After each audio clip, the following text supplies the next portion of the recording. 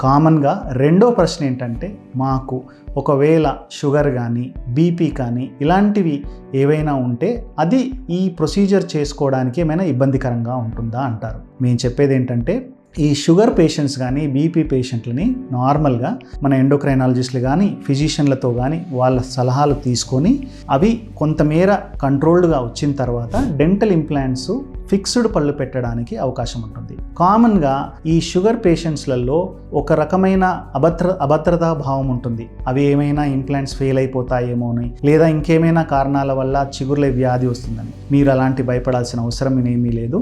మేము మా doctor Shekhar dental implant సెంటర్లో మీ బ్లడ్ రిపోర్ట్సు, షుగర్ రిపోర్ట్సు మరియు మీ ఫిజిషియన్ యొక్క సలహాలు పాటించి డెంటల్ ఇంప్లాంట్స్ని షుగర్ ఉన్న పేషెంట్స్లో కూడా కంట్రోల్డ్గా తీసుకొచ్చిన తర్వాత, లేదా కంట్రోల్లో ఉన్న వాళ్ళకి సక్సెస్ఫుల్గా చాలా వరకు ఈ డెంటల్ ఇంప్లాంట్స్ని ప్లేస్ చేయడం జరిగింది.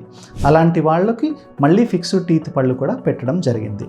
వాళ్ళు యథావిధిగా వాళ్ళు ఇంతకుముందు ఎలాగైతే నమలగలుగుతున్నారో అలాంటి ఆహార పదార్థాలన్నీ వాళ్ళు నమలడానికి వీలవుతుంది.